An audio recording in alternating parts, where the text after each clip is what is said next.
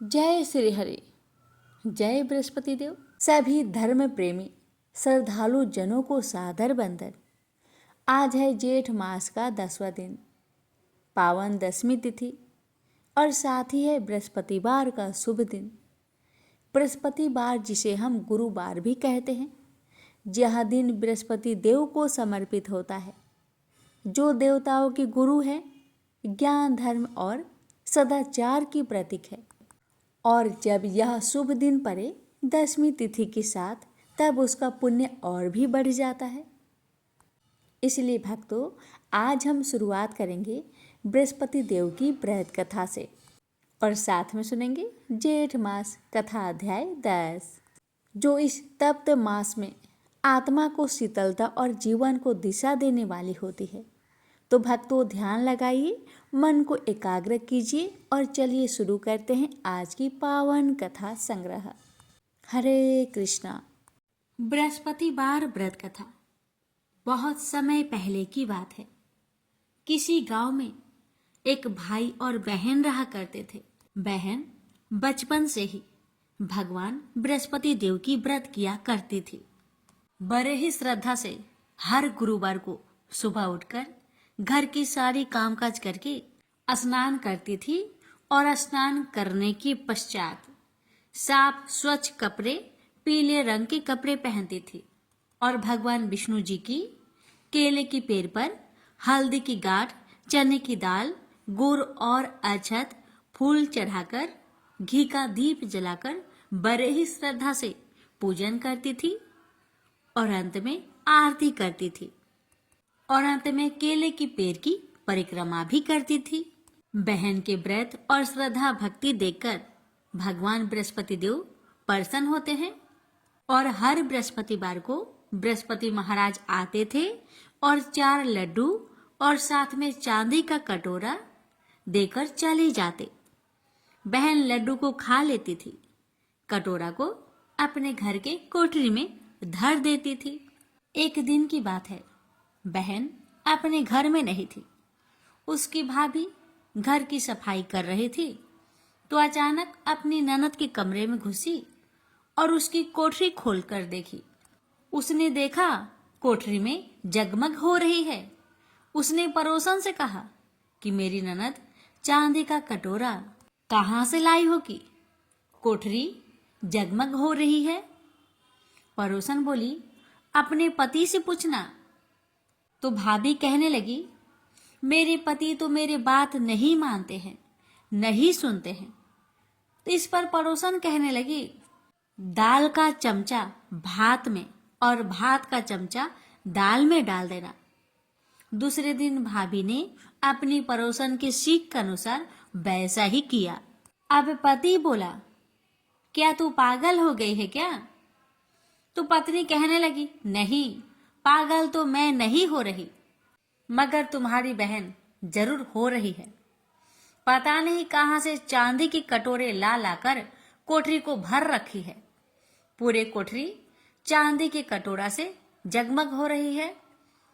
अपनी बहन को घर से निकालो। अब भाई अपने पत्नी की बात सुनकर और उसकी बात को मानकर अपनी बहन से जाकर बोला, बहन चलो मामा के घर चलते हैं। बहन तो जानती थी भाई मुझे घर से बाहर निकाल रहा है। बहन ने अपने भैया और भाभी की बात सुन ली थी। बहन भी बृहस्पति देव का नाम लेकर घर से चल पड़ी और अपने भाई से कहने लगी, भाई जहां भी केले का पेड़ हो और पास में मंदिर हो, वही मुझे छोड़ देना। भाई ने कहा, ठीक है, जैसी तेरी मर्जी। आगे जंगल में एक मंदिर और केले के पेड़ के पास अपनी बहन को छोड़ दिया। जिस दिन भाई ने अपने बहन को छोड़ा, उस दिन बृहस्पतिवार का दिन था। लड़की ने केले की पेड़ की बड़े नियम और श्रद्धा भक्ति के साथ पूजन की, कहानी कही, आरती करी, परिक्रमा करी। बृहस्पति महाराज आए और चांदी के कटोरे में 4 लड्डू देकर वहां से अंतर ध्यान हो गए। भाई छिपकर ये सब देख रहा था। उसने दौड़कर बृहस्पति भगवान के पैर पकड़ लिए और क्षमा प्रार्थना करने लगा। बृहस्पति भगवान बोले, छोड़ पापी मेरे पैर, तुम्हारी बहन तो सत की व्रत करती है, इसलिए मैं प्रसन्न होकर चांदी का कटोरा में 4 लड्डू देकर चला जाता हूँ। तू मेरे भक्त पर कलंक लगा रहा है। भाई बार बार बृहस्पति देव से क्षमा प्रार्थना करने लगा और कहने लगा, हे बृहस्पति भगवान, मुझसे बहुत बड़ी गलती हो गई, मुझे माफ कर दीजिए। आपसे ऐसा गलती मैं कभी नहीं करूंगा। और भाई अपने बहन से भी माफी मांगकर बहन को घर वापस लेकर आ गया। पत्नी दरवाजे पर खड़ी देख रही थी और बोली, तू फिर इस बहन को लेकर चला आया?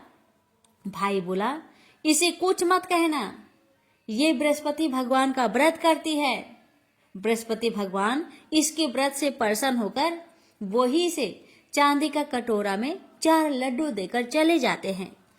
तो पत्नी कहने लगी, ठीक है, मैं भी देखती हूँ कि तुम्हारी बहन कैसे बृहस्पति देव की व्रत करती है और कैसे बृहस्पति देव इसे चांदी का कटोरा देकर चले जाते हैं। जरा मैं भी तो देखूं। अब पत्नी क्या करती है कि आसपास के सभी पड़ोस में जाकर कह आती है कि सब कोई अपने बच्चे को लेकर आ जाना, मेरी ननद बृहस्पति देव का व्रत करती है, सबको 4-4 लड्डू और चांदी का कटोरा मिलेगा, इसलिए जरूर आना।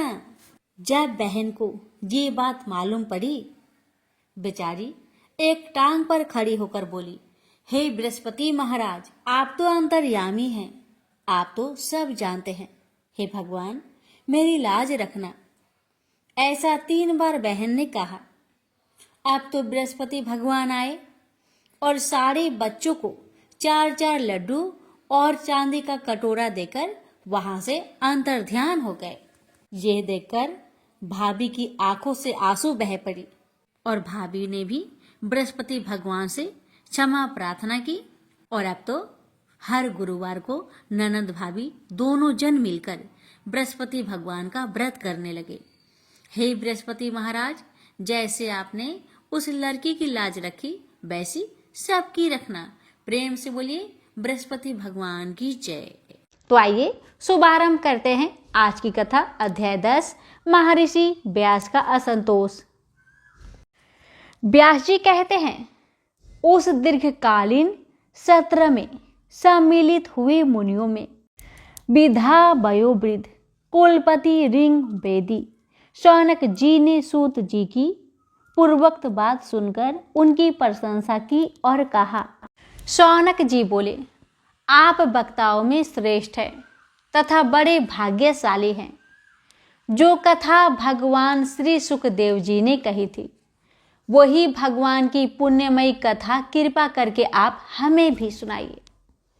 वह कथा किस युग में, किस स्थान पर और किस कारण से हुई थी?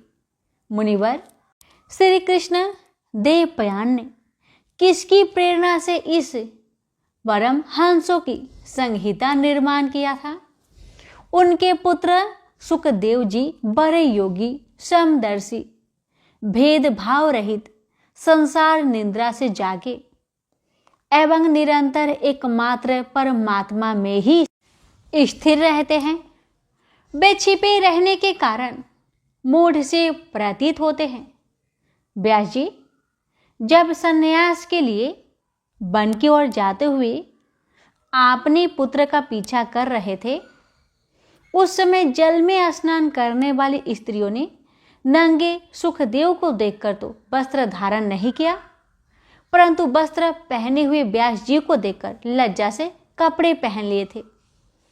इस आश्चर्य को देखकर जब व्यास जी ने उन स्त्रियों से इसका कारण पूछा, तब उन्होंने उत्तर दिया कि आपकी दृष्टि में तो अभी स्त्री पुरुष का भेद बना हुआ है, परंतु आपके पुत्र की शुद्ध दृष्टि में यह भेद नहीं है।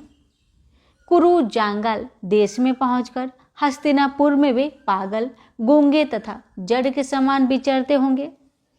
नगरवासियों ने उन्हें कैसे पहचाना? पांडव नंदन राजश्री परीक्षित का इन मौनी सुखदेव जी के साथ संवाद कैसे हुआ, जिसमें यह भागवत संहिता कही गई? महाभाग श्री सुखदेव जी तो गृहस्थों के घरों को तीर्थ स्वरूप बना देने के लिए उतनी ही देर उनके दरवाजे पर रहते हैं जितनी देर में एक गाय दूही जाती है।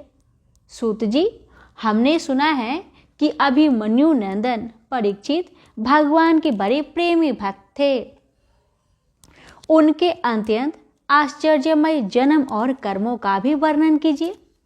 वे तो पांडव वंश के गौरव बढ़ाने वाले सम्राट थे। वे भला किस कारण से साम्राज्य लक्ष्मी का परित्याग करके गंगा तट पर मृत्यु प्रयत्न अनशन का व्रत लेकर बैठे थे? शत्रुघ्न अपने भले के लिए बहुत सा धन लाकर उनके चरण रखने की चौकी को नमस्कार करते थे। वे एक वीर युवक थे। उन्होंने उस दुस्सत्यज लक्ष्मी को अपने प्राणों के साथ भला क्यों त्याग देने की इच्छा की? जिन लोगों का जीवन भगवान के आश्रित है वे तो संसार के परम कल्याण, अभ्युदय और समृद्धि के लिए ही जीवन धारण करते हैं। उसमें उनका अपना कोई स्वार्थ नहीं होता। उनका शरीर तो दूसरों के हित के लिए था। उन्होंने विरक्त होकर उसका परित्याग क्यों किया? वेद वाणी को छोड़कर अन्य समस्त शास्त्रों के आप पारदर्शी विद्वान हैं।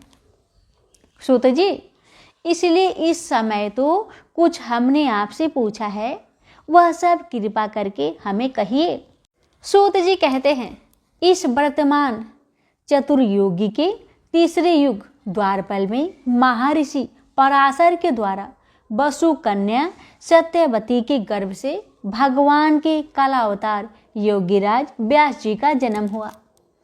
एक दिन वे सूर्योदय के समय सरस्वती के पवित्र जल में स्नान आदि करके एकांत पवित्र स्थान पर बैठे हुए थे। महर्षि भूत और भविष्य को जानते थे। उनकी दृष्टि अचूक थी। उन्होंने देखा कि जिसको लोग जान नहीं पाते, ऐसे समय के फिर से प्रत्येक युग में धर्म संगकर्ता और उसके प्रभाव से भौतिक वस्तुओं की भी शक्ति का ह्रास होता रहता है।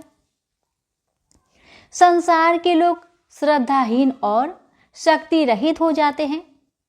उनकी बुद्धि कर्तव्य का ठीक ठीक निर्णय नहीं कर पाती और आयु भी कम हो जाती है।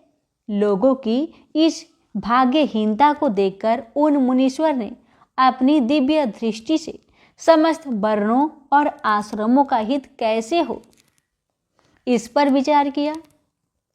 उन्होंने सोचा कि वेदोक्त चातुर्होत्र कर्म लोगों का हृदय शुद्ध करने वाला है। इस दृष्टि से यज्ञों का विस्तार करने के लिए उन्होंने एक ही वेद के 4 विभाग कर दिए। व्यास जी के द्वारा ऋग, यजु, साम और अर्थव, इन 4 वेदों का उद्धार।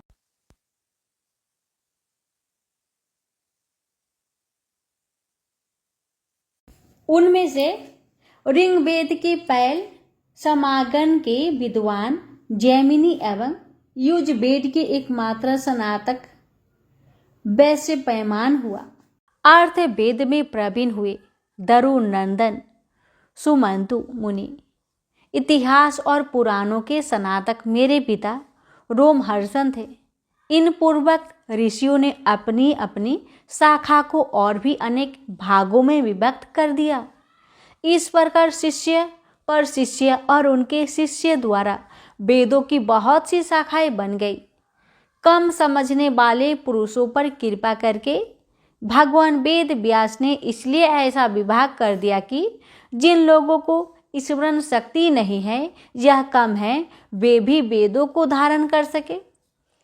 स्त्री, क्षुद्र और पतित दी जाति तीनों ही वेद श्रवण के अधिकारी नहीं हैं। इसलिए वे कल्याणकारी शास्त्रों कर्मों के आचरण में भूल कर बैठते हैं।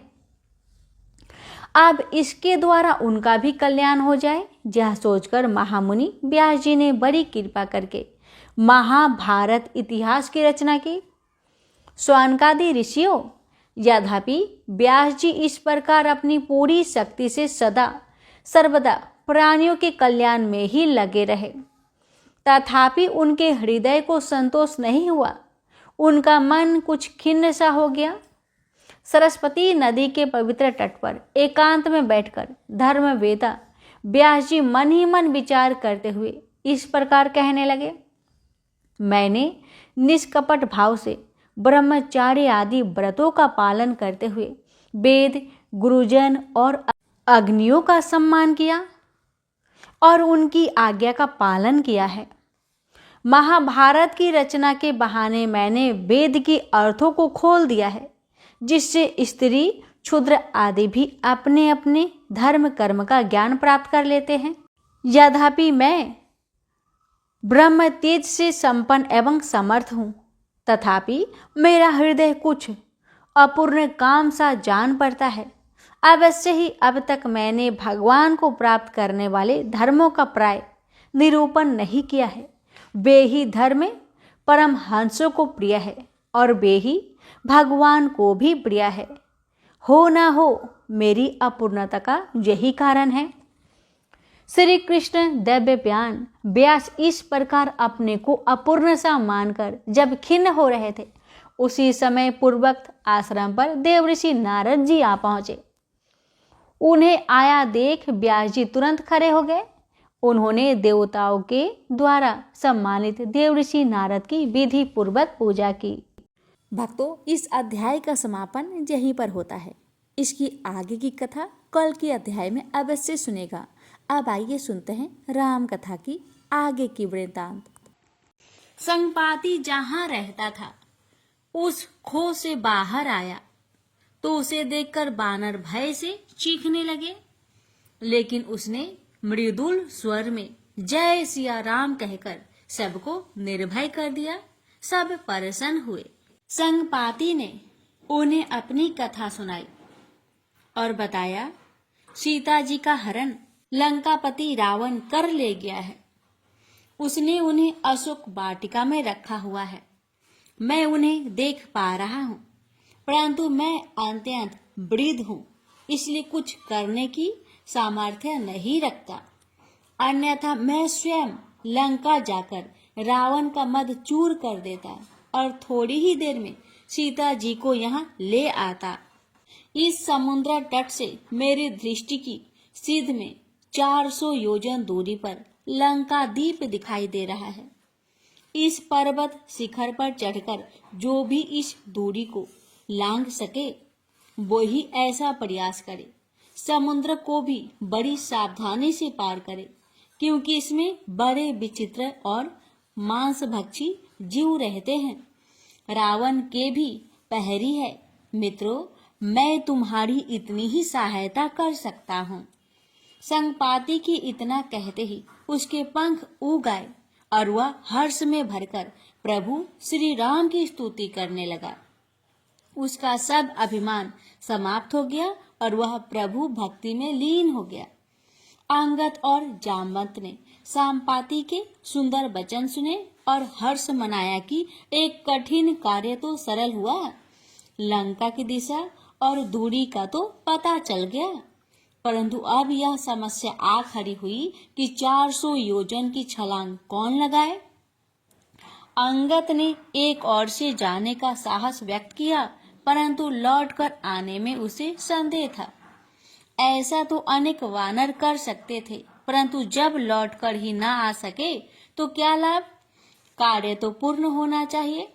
सब एक दूसरे की ओर देख रहे थे कि जामवंत बोले, आज जामवंत को भी अपनी वृद्ध अवस्था पर खिन्नता है, अन्यथा यह छोटा सा कार्य किस गिनती में आता। इससे भी बड़े कार्य मैंने प्रभु कृपा से सफल किए हैं। वृद्ध जामवंत की बात सुनकर कुछ युवा रीछ हंसकर बोले, महाराज, हमने तो आपको सदा से वृद्ध ही देखा है कि आप बस कहानियां सुनाते रहे हो, कभी कोई ऐसा कार्य करते तो देखा नहीं जो आपके बल को सिद्ध करे। जामवंत ने हंसकर कहा, बच्चों, तुम्हारी आयु ही क्या है, मेरे सामने तुम्हारी सैकड़ों पीढ़ियां बीत गई। कभी वह समय भी था जब मेरे समान कोई फुर्तीला और बलवान नहीं था। जब श्री हरि ने वानर रूप धरकर राजा बलि से 3 पग भूमि दान में मांगे थे, तो उस कौतुक को देखने के लिए मैं वहां उपस्थित था। जब भगवान वामन ने एक पग में पृथ्वी, दूसरे में आकाश और तीसरे में पाताल भी नाप लिया, तो सोचो कि उन्होंने कितना विराट शरीर धारण किया होगा। उस अद्भुत विराट स्वरूप के दर्शन करने समय ब्रह्मा जी और महाशिव अन्य देवताओं के साथ आए थे। तब मैंने श्री हरि की उस विराट शरीर की 7 प्रदक्षिणा 2 घड़ी में पूरी कर ली थी। ऐसा था मेरा बल और ऐसी थी मेरी स्फूर्ति। जामवंत की यह बात बच्चे ने बहुत बार सुनी थी, परंतु मानते न थे। उनमें से एक बोला, कोई साक्षी तो होगा, वह कहे तो मानेंगे। संपाति साक्षी हुआ। संपाति ने जामवंत की बात का समर्थन किया। ऐसा ही हुआ था और इसका साक्षी मैं था।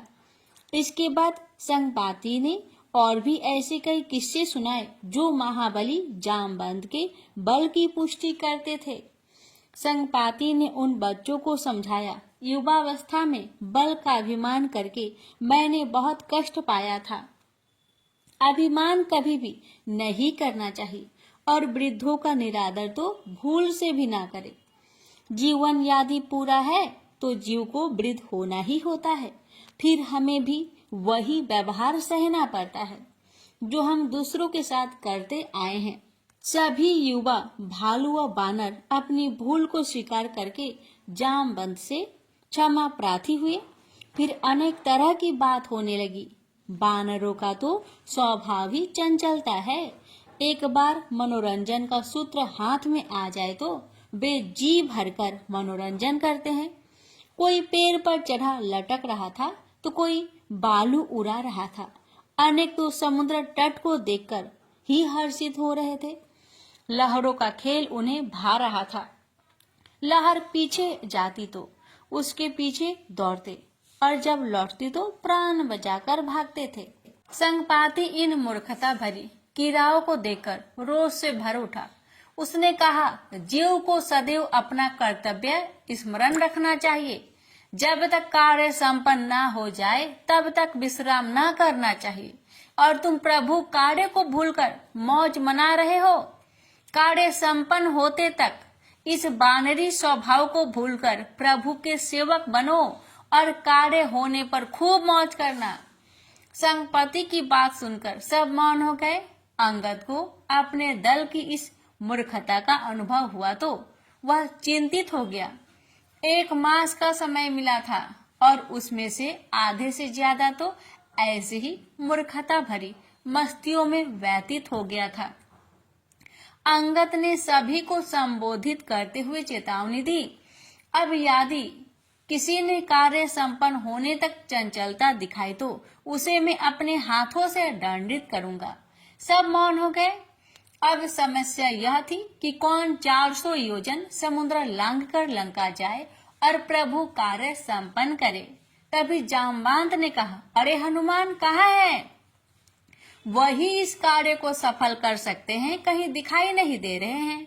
किसी बानर ने बताया कि वे तो पर्वत की तलहटी में पेड़ों के नीचे ऐसे बैठे हैं जैसे स्वयं को ही भूल गए हो।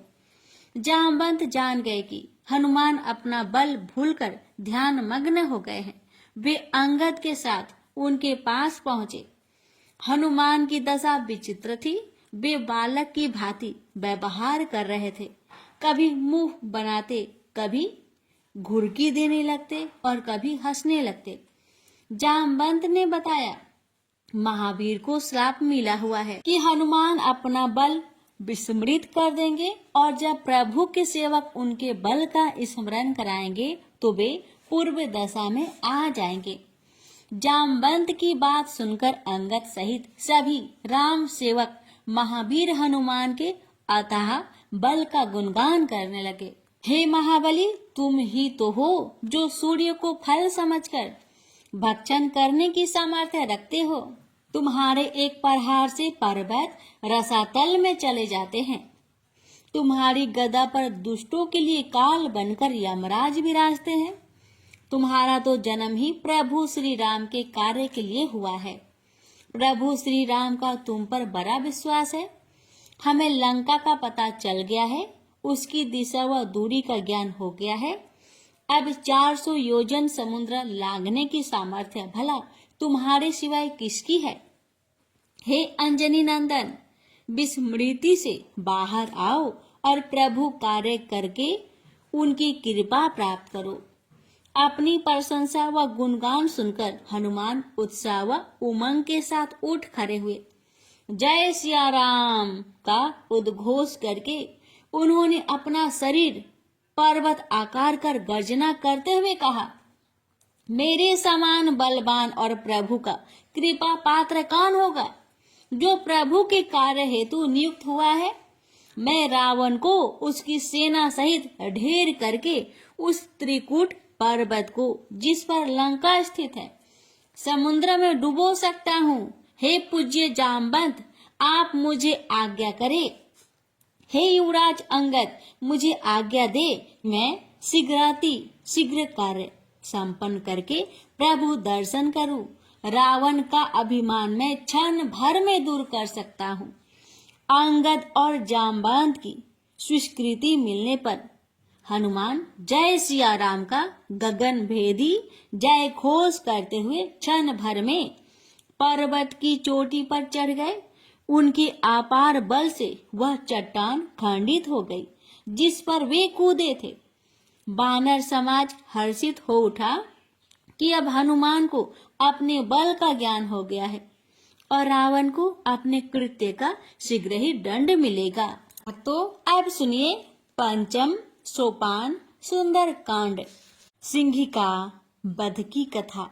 अतुलनीय पराक्रम के धनी राम भक्त हनुमान का संकल्प सुनकर वानर दल हर्षित हो गया। अब सब इस विश्वास के साथ उत्साह में भर गए कि निश्चय ही प्रभु के परम प्रिय हनुमान सीता जी की खोज करके आएंगे। फिर श्री राम वानर सेना को लेकर लंका पर चढ़ाई कर देंगे। वानर वीर उन राक्षसों का बल परखेंगे और उनको घसीट घसीट कर मारेंगे। संभवतः मूर्ख रावण की बुद्धि फिर गई है, जो वह ब्रह्मा जी के वरदान को भूल रहा है कि वानर और मानव से ही उसके जीवन को खतरा है। वह सठ श्री राम से शत्रुता करके मानव को ललकार रहा है, जबकि वानर श्री राम के सेवक है। कोई अति मूर्ख ही होगा जो पहले तो भारी पत्थर गले में लटकाता है और फिर गहरे कुएं में कूद जाता है। हनुमान के बल और उत्साह को वह पर्वत भी नहीं सह सका जिस पर वे कूदकर चढ़ गए थे। वे उसके पद पर हार से नीचे को धसक गया। हनुमान बड़े ही ढीठ स्वर में अपने वानर साथियों से कह रहे थे, मित्रों, मेरी प्रतीक्षा करना, मैं शीघ्र ही लौटकर तुमसे मिलूंगा और प्रभु का कार्य सफल करके आऊंगा। महाबली हनुमान ने पिछले पैर पर भार रखकर जैसे ही छलांग मारी, पर्वत और भी खिसक गया। जिस प्रकार रघुवीर का बाण चलता है, वैसे ही वायु वेग से हनुमान समुद्र के ऊपर से चले जा रहे थे। देवतागण आकाश से उन्हें प्रभु कार्य के लिए जाते देखकर हर्षित हो रहे थे, परंतु शंकालु इंद्र शंकाग्रस्त थे। हनुमान किस प्रकार अशोक वाटिका तक पहुंचेंगे? वहां केवल बल ही नहीं, बुद्धि को भी तो आवश्यकता है और वानर स्वभाव में इसका अभाव होगा। इंद्र ने यह शंका व्यक्त तो की, तो पवन देव को यह अच्छा नहीं लगा, परंतु देवराज से क्या कहे। बोले, आप फिर परीक्षा क्यों नहीं कर लेते? इंद्र ने ऐसा ही करने का निश्चय किया। उन्होंने समुद्र में समाये मैनाक पर्वत को निर्देश किया कि वह बाहर आकर हनुमान से विश्राम करने की विनय करे। मैनाक पर्वत ने इंद्र के निर्देश पर समुद्र से बाहर आकर हनुमान जी से विनय की, हे राम भक्त, आप थोड़ा विश्राम कर ले। हनुमान ने उत्तर दिया, भैया, जब तक प्रभु श्री रामचंद्र का कार्य संपन्न न हो जाता, तब तक विश्राम कैसा। हनुमान के उत्तर से देवराज तनिक अस्वस्थ हुए, परंतु पूर्ण संतुष्ट नहीं हुए। वे उनकी कर्म निष्ठा से तो अस्वस्थ हुए, परंतु अभी बुद्धि का परीक्षण भी कर लेना ही चाहते थे। सुरसा नाम की सर्पों की विमाता थी। वह समुद्र के तल में निवास करती थी। देवराज इंद्र की प्रेरणा से वह हनुमान का बुद्धि परीक्षण करने समुद्र की सतह पर आ गई। उसने अपना विकराल मुख फाड़कर हनुमान का मार्ग रोक लिया। हनुमान अवरोध पाकर रुक गए।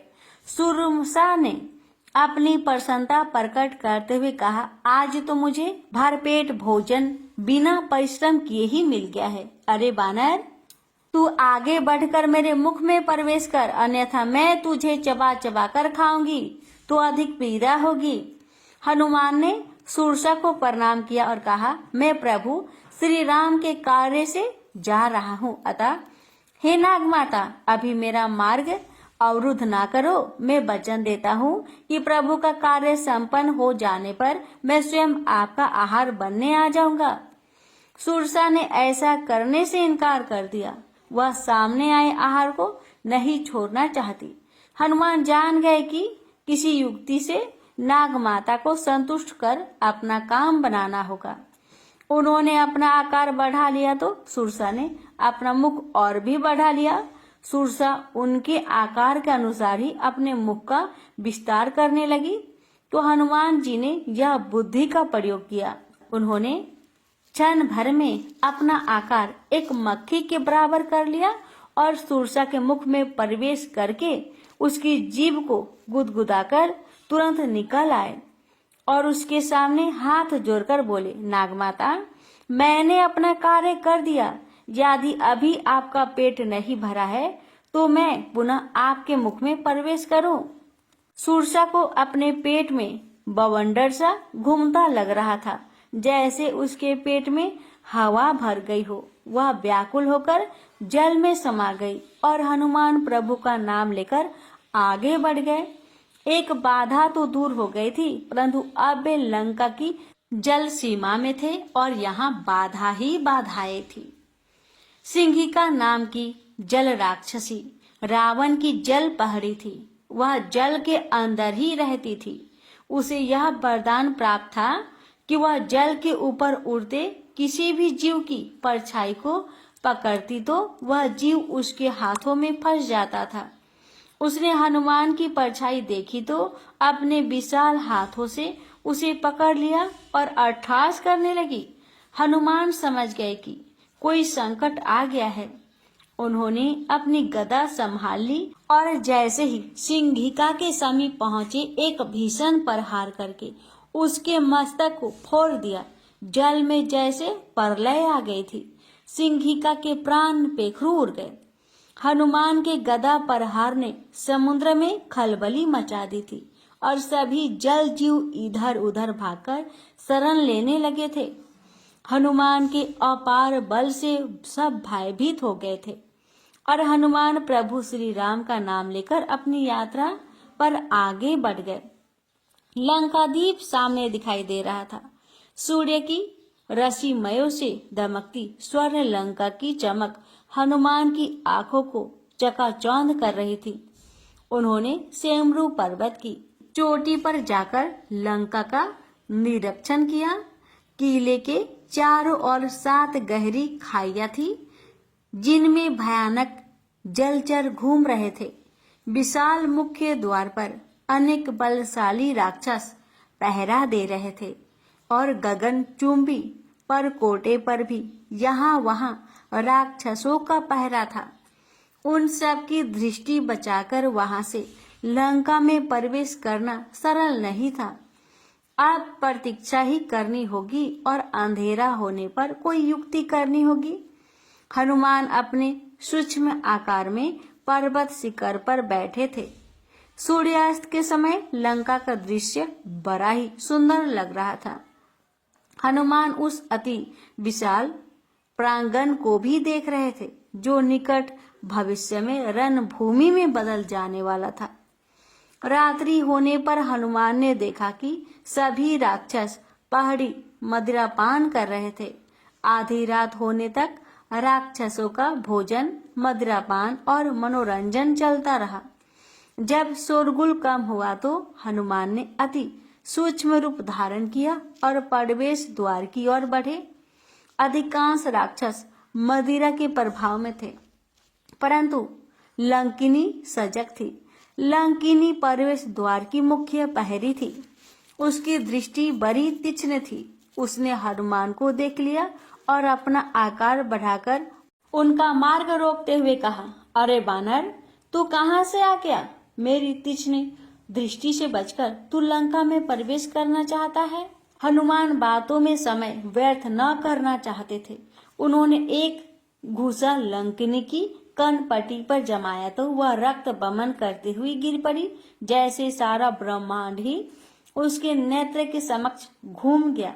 ऐसी भीषण प्रहार लंकिनी जब कुछ चेतन हुई तो हाथ जोड़कर हनुमान के सामने थर थर कांपते हुई बोली, हे राम भक्त, मैंने तुम्हें पहचान लिया। अब कुदिशा ने लंका का द्वार देख लिया है, अतः लंका का विनाश निश्चित है। इतना कहकर वह उनके मार्ग से हट गई। हनुमान अब निर्विरोध लंका में प्रवेश कर गए। सोने की नगरी लंका बड़ी भव्य और अनुपम छटा वाली थी। वहां ऐसा कोई स्थान नहीं था जहां दीप न जल रहे हो। कोना कोना प्रकाशित था। सुंदर पथों पर राक्षसगण सोए पड़े थे। सब मदिरा पीकर निश्चिंत थे। लंका में किसी शत्रु का प्रवेश तो उनकी समझ में नितांत असंभव था, परंतु मूर्ख नहीं जानते कि कालदूत तो सिर पर मंडरा रहा था। हनुमान को अब अशोक वाटिका का पता लगाना था कि यह राजसी उद्यान इतनी विशाल नगरी में कहाँ हो सकता है। सूक्ष्म रूप में हनुमान रावण के महल में भी जा घुसे और उसे निंद्रा मगन देखा। मूर्ख रामद्रोही कैसा निश्चिंत पड़ा सो रहा था। वह समझ रहा था कि उसके सुरक्षित दुर्ग के सुरक्षित महल में कोई प्रवेश नहीं कर सकता। यदि श्री राम की आज्ञा होती तो हनुमान उसे पलंग सहित उठाकर किष्किंधा ले जाते। हनुमान वहां से बाहर आए। आगे एक और सुंदर भवन था जिस पर प्रभु श्री राम के धनुष बाण का चिन्ह अंकित था। हनुमान आश्चर्य में पड़ गए कि इस दुष्ट नगरी में कौन राम भक्त रहता है।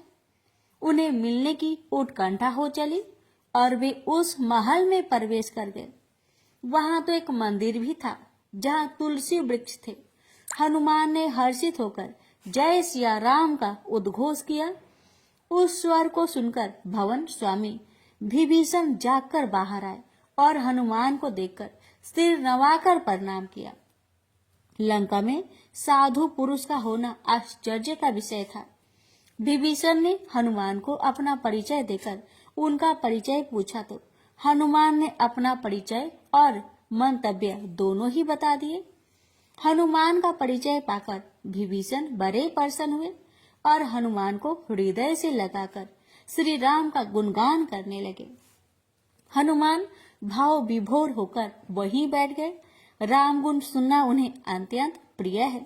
दोनों की राम चर्चा चलती रही और कब सवेरा हो गया। राम रस में डूबे दोनों ही प्रभु भक्त न जान सके। हनुमान को विभीषण ने अशोक वाटिका की दिशा व दूरी बताते हुए कहा, रावण प्रतिदिन प्रातः अशोक वाटिका जाकर सीता जी को मानसिक त्रास देता है। उन पर अपनी पटरानी बनने का दबाव डालता है और उन्हें तरह तरह से भयभीत करता है। मैं उसे समझाता हूँ तो वह मुझ पर भी क्रोध करता है। मैं तो इस नगरी में इस प्रकार रह रहा हूँ जैसे दांतों के बीच जीवा रहती है। हनुमान ने विभीषण को सत्वाना देते हुए कहा कि प्रभु श्री राम शीघ्र ही उस अहंकारी रावण के कुकृत्यों का दंड देने आएंगे। वहां से अनुमति लेकर हनुमान शीघ्र ही अशोक वाटिका की ओर चल पड़े। वे अपने सूक्ष्म रूप में वहां पहुंच गए जहां जानकी जी अशोक वृक्ष के नीचे बहुत सी भयानक राक्षसियों से घिरी हुई शोक मग्न बैठी थी। श्री का सौंदर्य श्रीहीन हो गया था। अशोक वाटिका बड़ी सुंदर थी। भांति भांति के वृक्ष और उन पर रसीले फल लगे थे। चारों ओर अनेक राक्षस पहरा दे रहे थे। हनुमान उस वृक्ष पर बैठे थे जिसके नीचे सीता जी बैठी थी। कुछ राक्षसियां उन्हें कठोर शब्दों में समझा रही थी कि महाराज आने वाले होंगे, अतः रोज रोज की झिक झिक सुनने और रोने से अच्छा उनका प्रस्ताव मान लेना है। सीता जी रोने लगी। तभी वहां रावण आ गया, जिसके साथ मंदोदरी और अन्य बहुत सी सुंदरियां थी। उन्हें देखकर सीता जी को घेरे बैठी सभी राक्षसी वहां से उठकर चली गई। हनुमान ने देखा कि रावण को आया जानकर जानकी जी ने एक अशोक पत्र उठाकर मुख की ओर कर लिया। रावण गर्वित चाल से चलता हुआ पास आकर बोला, सीते, मेरे दिन का आरंभ तेरे दर्शन से होता है। सोच, हमारे हृदय में तेरे लिए कितना प्रेम है। तू उस राम की याद में स्वयं को सुखा रही है जिसने तेरी कोई सुधि ही नहीं ली। अरे ये सब सुंदरिया, नाग कन्या, गंधर्व वाला, यक्ष पुत्री, देवांगना मेरे प्रेम के बस में अपने अपने माता पिता को भूल गई, और एक तू है कि उस तपस्वी राम को नहीं भूलती। अरे मूर्ख रावण, चांदनी कभी चंद्रमा को नहीं भूलती है। सूर्य के बिना रसीमइयों का क्या अस्तित्व है। रघुवीर जी को भूलकर तो सीता क्षण भर भी जीवित न रहेगी। तेरे जैसे चोर पामर ही है जो उनसे द्रोह करके मृत्यु को निमंत्रण दे रहे हैं। मूर्ख, उनका एक बाण तेरी इस नगरी को राख करने की सामर्थ्य रखता है। तुझ में जरा भी साहस या पराक्रम होता तो तू मुझे छल से भिक्षुक बनकर हरण करके न लाता। धिक्कार है तेरे बल को। रावण क्रोध से कांप उठा और अपनी तलवार मयान से निकालकर सीता की ओर दौड़ा तो मंदोदरी ने उसका हाथ पकड़कर समझाया कि अबला पर शस्त्र प्रहार वीरों को शोभा नहीं देता। रावण ने क्रोध में सीता जी को अनेक दुर्वचन कहे और चेतावनी दी कि यदि उसने अपने हठ को शीघ्र न छोड़ा तो यह खड़क उसका सिर काटे बिना न रहेगी। सीता जी ने भी कहा कि यदि पुरुष सत्य का ही अंश है तो इसी क्षण यह कार्य करके दिखा। हनुमान को इतना क्रोध आ रहा था कि यदि प्रभु का भय ना होता तो वे उसी समय गदा के प्रहार से रावण के मस्तक को खंड खंड कर देते। रावण वहां से भन्नाता हुआ चला गया और सीता जी विलाप करने लगी, अपने भाग्य को कोसती और श्री राम का स्मरण करती। सीता जी का रुदन हनुमान को बहुत द्रवित कर रहा था। उन्होंने जय सिया राम का उच्चारण किया और नीचे कूदने से पहले प्रभु की मुद्रिका सीता जी के सामने डाल दी। सीता जी ने चौंक कर चारों ओर देखा और मुद्रिका उठाकर हथेली पर रखी। वे हर्ष से पुलकित हो उठी, परंतु किसी आशंका से भयभीत भी हो गई। श्री राम की मुद्रिका वहाँ कैसे? क्या यह कोई राक्षसी माया है? श्री रघुवीर को युद्ध में कोई जीत नहीं सकता और न उस मुद्रिका की नकल बनाई जा सकती है। निश्चय ही अब श्री राम ने उनकी सुधि ले ली है। वे बड़े ही प्रणय भाव से मुद्रिका के साथ वार्ता करने लगी। यह देखकर हनुमान ने श्री राम के गुणों का बखान आरंभ कर दिया तो सीता विषाद मुक्त होकर कहने लगी, हे रघुवीर की जीवन दायिनी कथा कहने वाले, मेरे सामने आकर मेरा विषाद दूर करो। हनुमान तत्काल वृक्ष से उतरकर उनके सामने पहुँचे और उन्हें शीश नवाकर प्रणाम करने के पश्चात अपना परिचय दिया। सीता जी भाव विभोर हो उठी और सजल नेत्रों से हनुमान को आशीर्वाद दिया। जब हनुमान ने उन्हें राम और सुग्रीव की मित्रता, बाली वध सहित सारा वृत्तांत कहा तो वे आश्वस्त हो गई। फिर वे श्री राम के प्रति अनुराग प्रकट करते हुए बोली, क्या प्रभु कभी मेरा स्मरण करते हैं? क्या उन करुणा सागर को सीता पर दया नहीं आती? हनुमान ने बताया, वह कौन सा क्षण है जिसमें प्रभु आपका स्मरण नहीं करते? समस्त जीवों पर दया करने वाले प्रभु श्री राम कैसे आपको विस्मृत कर सकते हैं।